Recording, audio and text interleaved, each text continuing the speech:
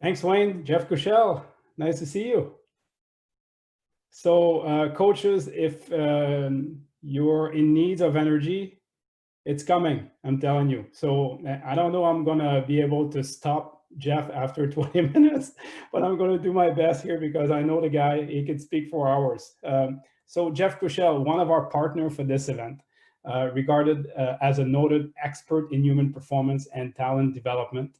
In his time as a renowned strength and conditioning specialist working with professional sports organizations in baseball, football, NHL, elite developmental programs, Olympic athletes and agents, Jeff has worked developmental magic in the trenches of athlete and organizational performance. His contribution to numerous national Olympic committees and global game development with Major League Baseball International program has been invaluable.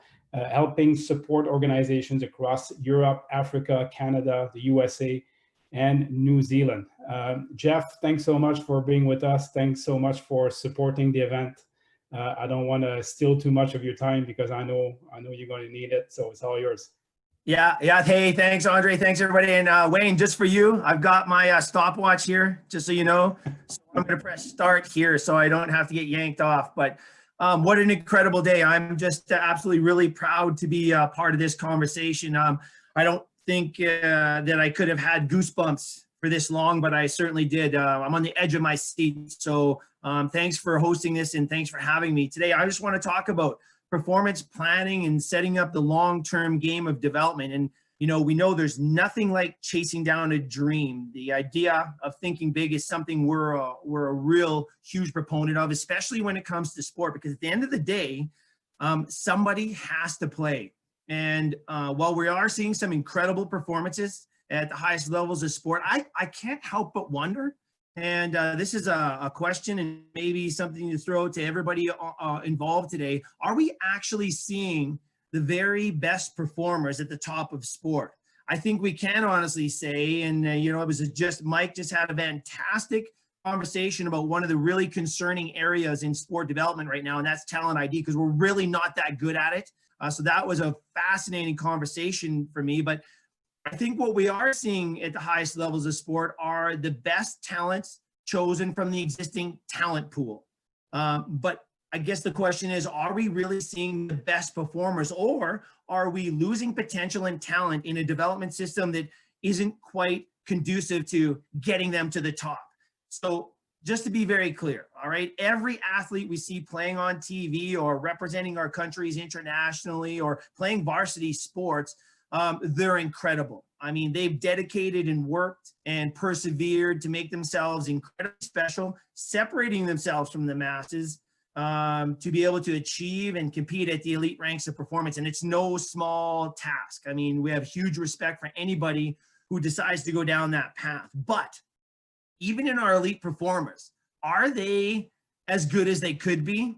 And I guess my question is, how many great performers are we missing? Those who didn't survive the current developmental model. Are we neglecting and destroying more talent than we're creating or than we realize? And I guess at the end of the day, the big question is, and the conversations have been fantastic today, have we lost our way when it comes to sport development? Well, if we consider sports science as an example, it's sort of my background is sports science and athlete development for in-game performance. It's advanced. Sports science has advanced greatly in recent times. We've expanded our knowledge base and we've progressed our strategies. It's an incredibly exciting time. There's no doubt about it. And when it comes to physical preparation, we're in an interesting spot. We're kind of at a biological ceiling. I don't think that's going to be a real differentiating factor moving forward. And even right now, I don't think it's a major separator because we know about this side of development. You want to get faster, you want to get higher, you want to get stronger, you know, given proper time and effort, know this stuff very well. And we can see where you can go. Can we guarantee results? No, we never should. But how about this? How about we try to see where that potential leads us? And at the end of the day, we'll find out. It's a very similar discussion on the player development side, the skill acquisition, the talent development, technical, tactical training. Check and check. We have a really good understanding of this as well, given time and effort. Of course, we have to have all the coaching and environment in place. These conversations today are so important. but we know about this stuff. So if we know about it, it's interesting, we're not seeing it implemented commonly across the board. We don't see it being put into practice. And so if we know this stuff very well, on the other side, the next question is, where is the next great opportunity for pushing human performance forward? I mean, we can't just keep doing the same things over and over and hoping for a better result. So where do we go? Well, for me, I always talk about technology and the mind being sort of the next bastions of opportunity for human performance. The mind, most certainly, in terms of psychology and the mental game of performance. And we've come a long way there in society in general. And I think sports also played a major role in the acceptance of this in general society. So that's an exciting thing. But also in our understanding of coaching and teaching athlete awareness and our ability to now train the mind in order to maximize physical performance. This is one of the most powerful areas in the future of human performance. And we're on the very front cusp of this. Technology is the other one. And of course, technology that is pushing and improving our equipment and our facilities and our environments. It's very important. And what we're doing now in terms of technology, while we have rules restricting technology, that's how far it's gone. But I'm more interested in the technology that's allowing us to better understand and even train the brain real time. We're talking heart rate variability, bio-neurofeedback systems, brain imaging, EEGs, our ability to map and specifically address areas of the brain. It's allowing us to do things we've never, ever been able to do before. And I believe this is going to change the way we move forward in sport performance at the elite levels. And also as we learn more about it at the developmental levels. And we've had conversations about this stuff today. But there's one area that I feel still holds the greatest potential for moving human performance forward. In my humble opinion, it lies in athlete development. And I'm not talking about elite development. That stuff is pretty easy. You got a group of elite athletes, they're dedicated, they have good understanding, and they're all in. So I'm not talking about that. It's a fairly easy environment to work in. I'm talking about the long game of development. And again, if we look at our current systems, you know, we are making progress and there's really, really good things going on. I mean, just listen to the conversation today, but we're also plagued with incredibly serious issues, and frankly, they're gaining momentum. We heard about it today right off the top, talking about the dropout rates and the injury rates, the overuse injuries, the overuse and sport-specific injuries in youth. I mean, the numbers are the highest they've ever been in recorded history. And when we look at the pressure now in sport, the burnout rates, over competing, early specialization, sports stress and anxiety. Sports should be a release, not a source of stress and anxiety. So, you know, it's a great teaching tool there, but we're seeing it go to the other side. And then of course, we have the industrialization of youth sport, rising costs. And then I guess maybe the final thing I would talk about here is the neglect of our education systems. If there's one area that could really, really impact the developmental model around the world, it's really advancing what happens inside of our education systems. We don't and we shouldn't be cutting activity during school hours. We need to be increasing it. We know it'll have a massive impact on health. That's just common sense, but it also, without question, improves academic scores and performance. And so we look at all the issues, and we often say, you know, if we're going to accurately or we're going to attack a problem, we need to accurately define that problem. So I think in terms of today's topic, we have a really good understanding of issues, yet despite everything we know, we still have a lot of issues that we need to address.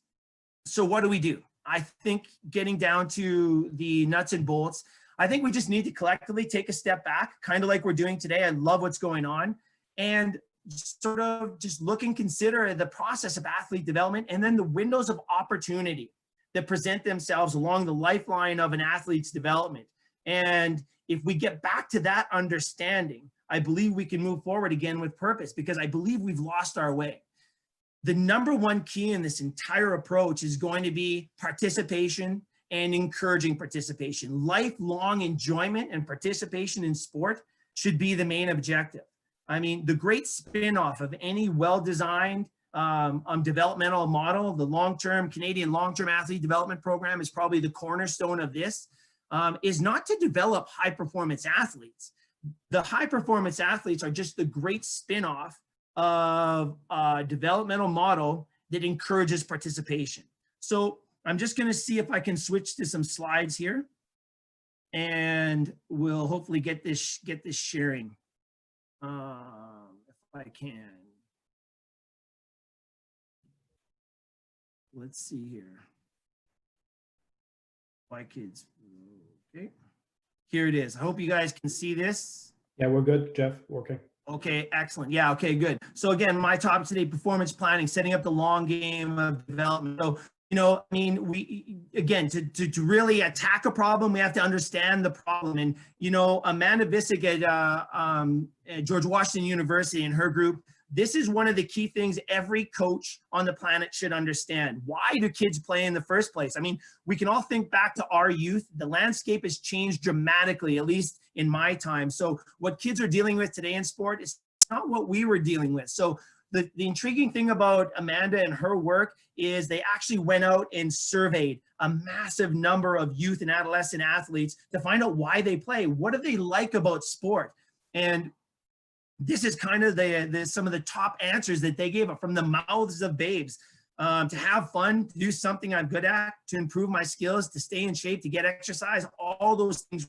Winning, however, one of the things we see that is most prized in our developmental models for whatever reason, and I don't think it's coming from the kids. As a matter of fact, we know it's not coming from the kids, because when we looked at where winning fell in the ranks of the work, a body of work here, of the 81 factors of why kids played, winning barely made the top 50 of the 81. And whoops, if we look back here, sorry, I just advanced too far.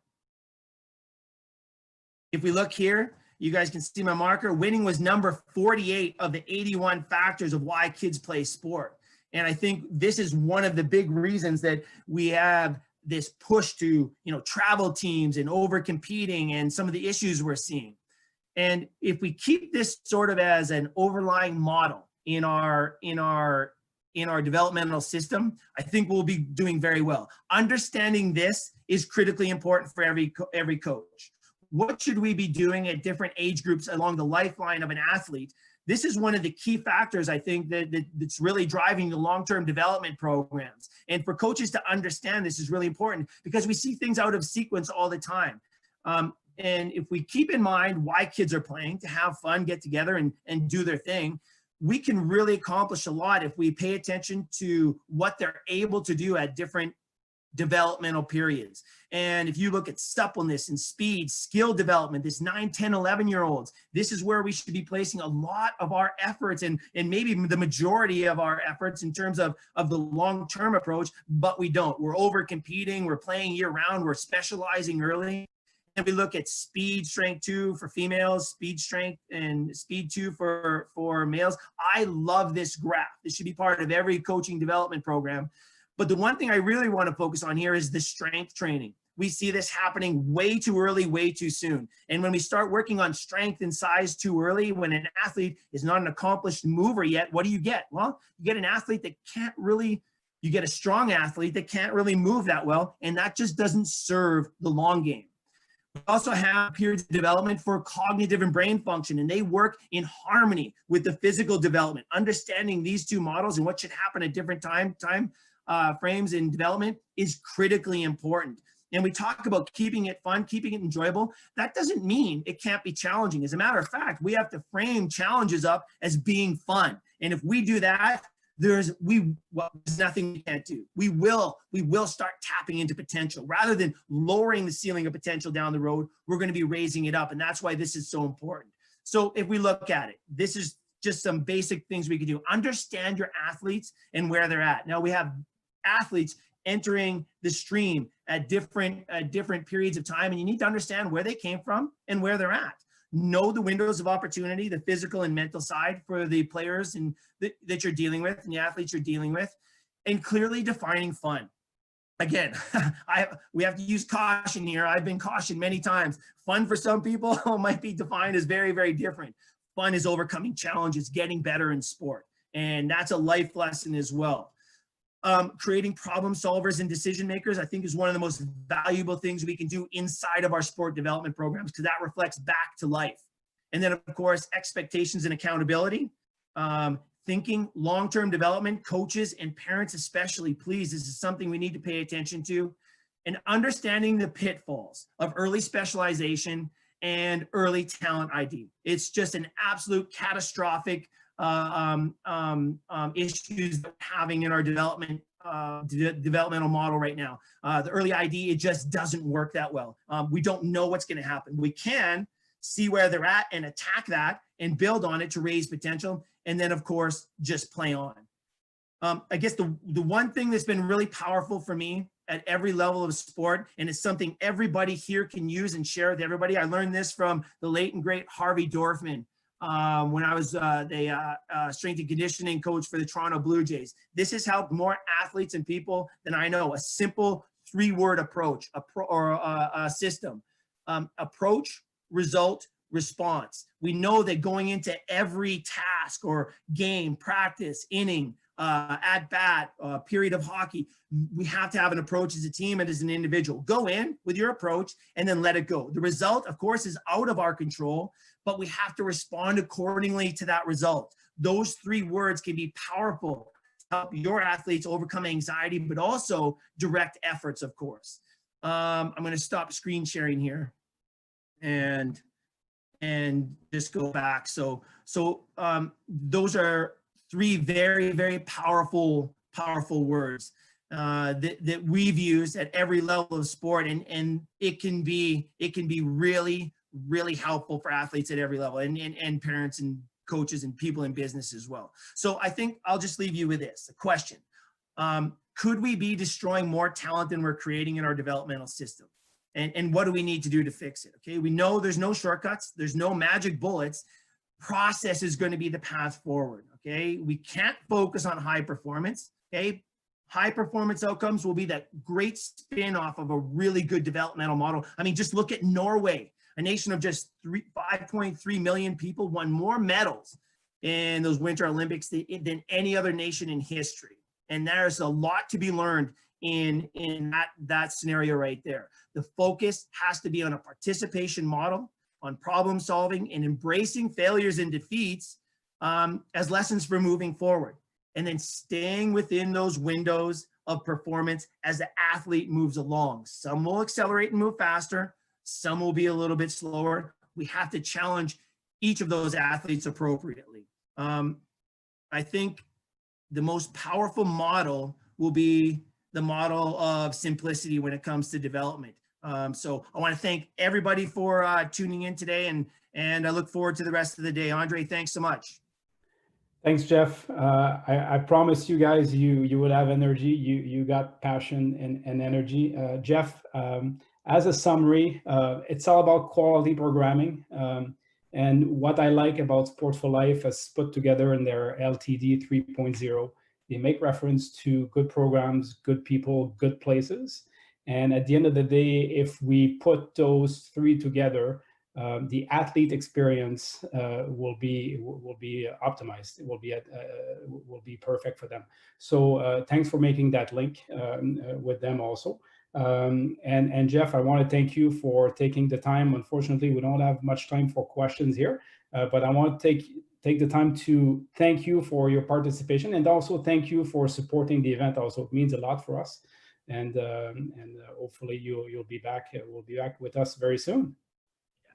Yeah, my pleasure. All right, thank you guys. Really appreciate it.